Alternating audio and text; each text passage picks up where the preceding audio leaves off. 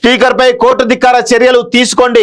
ఫిరాయింపు MLA విచారణలో కావాలని తాత్సారం. సుప్రీంకోర్టు తీర్పు నిర్లక్ష్యం చేస్తున్నారు. బీఆర్ఎస్ ఎమ్మెల్యే కోర్టు ధిక్కరణ పిటిషన్ 10 మందిని అర్హులుగా ప్రకటించాలంటూ రిట్ పిటిషన్ అత్యవసర విచారణకు నిరాకరించిన సుప్రీంకోర్టు. నేను రిటైర్ అయితే సుప్రీంకోర్టు బంద్ కాదు కదా అంటూ చీఫ్ జస్టిస్ ఆఫ్ ఇండియా ఎవరైతే ఉన్నారో CJI గవాయ్ చాలా స్పష్టంగా సీరియస్ అయినట్టుగా తెలుస్తా ఉంది.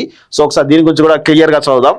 తెలంగాణలో 10 మంది ఎమ్మెల్యేల పార్టీ ఫిరాయింపు అంశంపై స్పీకర్ పై కోర్టు ధిక్కార చర్యలు తీసుకోవాలని కోరుతూ బీఆర్ఎస్ నేతలు సుప్రీంకోర్టును ఆశ్రయించారు. స్పీకర్ ఉద్దేశపూర్వకంగానే తాత్సారం చేస్తున్నారని, ఎమ్మెల్యేల అనర్హత వ్యవహారంలో జూలై 31న CJI ధర్మాసనం ఇచ్చిన ఆదేశాలను స్పీకర్ కార్యాలయం అమలు చేయలేదని బీఆర్ఎస్ ఎమ్మెల్యేలు కేటీఆర్, పాడి కౌశిక్ రెడ్డి, KP వివేకానంద్, కల్వకుంట్ల సంజయ్, చింతా ప్రభాకర్ సహా ఇతరులు వేర్వేరు పిటిషన్లు దాఖలు చేశారు.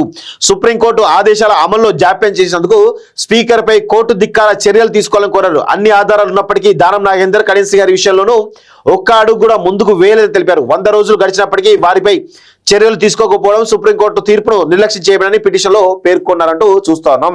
సో ఇక్కడ సుప్రీంకోర్టు ఏమో ఒక కేసుని కోర్టులో ఒక కేసుని 5 సంవత్సరాలు 10 సంవత్సరాలు తాత్సారం చేయొచ్చు. స్పీకర్ మాత్రం తొందరగా తీసుకోవాలనా? ఈరోజు సుప్రీంకోర్టు ఆదేశాలు జారీ చేస్తే రేపటికల్లా తీసుకోవాలనా? ఎట్లా కాలపరిమితి ఏమైనా చెప్పిద్దా? సుప్రీంకోర్టు చెప్పలే కదా, తీసుకోండి నేనే తొందరగా విచారణ చేసి మీరే నిర్ణయం తీసుకోని చెప్పేసి అన్నారు. మరి ఆయన కూడా ఎమ్మెల్యే అందుబాటులో ఉండాలి, వాళ్ళు రావాలి, విచారణకు రావాలి. దానికి ఒక ప్రాసెస్ ఉంటుంది, కథాకారకాలు ఉంటుంది. అన్ని మీకే ఉంటాయా? కథాకారకాలు వాళ్ళకు ఉండవా? వాళ్ళకి అధికారాలు ఉన్నారు కదా. ఫస్ట్ ఆఫ్ ఆల్ మీరు ఈ పనికిమాలను అంటే సుప్రీంకోర్టులో కేసు వేసి ఇంత పెద్ద చేస్తున్నారంటే ఒక కేసు మీద ఎన్ని కోట్లు ఖర్చు పెడుతుందో ఒకసారి అర్థం చేసుకోండి. అంటే వీళ్ళకు బై ఎలక్షన్స్ కావాలి. ఎప్పుడు కానీ బీఆర్ఎస్ పార్టీకి బై ఎలక్షన్స్ కావాలి. తద్వారా వాళ్ళు ఏదో ఊహించుకుంటారు, మేము గెలుస్తాం అని ఊహించుకుంటారు. అంత సినిమా వాళ్ళకి లేదు. అలాగే స్పీకర్ కోర్టు ఆదేశాలు అమలు చేయనందుకు ఆ 10 మంది ఎమ్మెల్యేలు సుప్రీంకోర్టే అనర్హులుగా ప్రకటించాలని కోరుతూ రిట్ పిటిషన్ దాఖలు చేశారు. బీఆర్ఎస్ నేతల కోర్టు ధిక్కరణ రిట్ పిటిషన్ల గురించి మోహిత్ రావు సోమవారం CJI ధర్మాసనం ఎదుట ప్రస్తావించారు. ఈ పిటిషన్లపై అత్యవసరంగా విచారణ జరపాలని జస్టిస్ BR గవాయ్ దృష్టికి తీసుకెళ్లారు. సాధ్యమైనంత త్వరగా లేక 3 నెలల్లోపు స్పీకర్ ని తీసుకోవాలని CJI నేతృత్వంలోని ధర్మాసనం ఆదేశించింది. ఎమ్మెల్యే విచారణను ఆలస్యం చేయడానికి ప్రయత్నిస్తే ఎట్టి పరిస్థితుల్లో ఉపేక్షించకూడదని తీవ్రంగా పరిగణించాలని స్పీకర్ కు సూచించింది. కానీ ఈ వ్యవహారంలో స్పీకర్ ఎలాంటి చర్యలు తీసుకోలేదు. ఆ 10 మంది ఇప్పటికీ ఎమ్మెల్యేగా కొనసాగుతూనే ఉన్నారు అంటూ చూస్తా ఉన్నాం. సుప్రీంకోర్టే బంద్ కాదు కదా.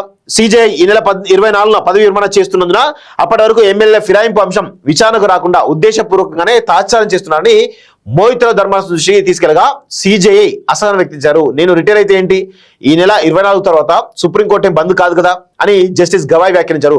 అత్యవసర విచారణకు నిరాకరించారు. 2 పిటిషన్లపై వచ్చే వారం విచారణ చేపడతామని స్పష్టం చేశారు. మరోవైపు ఎమ్మెల్యే ఫిరాయింపు ఆరోపణలపై విచారణకు మరో 8 వారాల సమయం కావాలని స్పీకర్ కార్యాలయం సుప్రీంకోర్టు కోరింది. 4 ఎమ్మెల్యేల విచారణ పూర్తయింది, నిర్ణయం తీసుకోవాల్సి ఉంది. మరో 4 విచారణ చివరి దశకు చేరింది. 2 విచారణ ప్రారంభమైంది.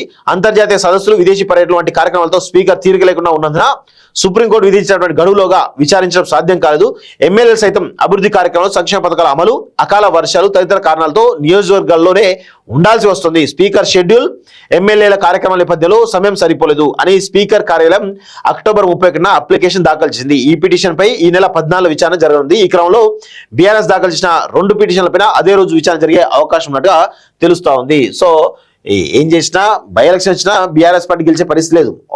గెలిస్తే మళ్ళీ బీజేపీ గెలిస్తే కావచ్చు, కానీ వీళ్ళు గెలిచేటువంటి అవకాశం ఇదే చాలా స్పష్టంగా కనబడతలేదు.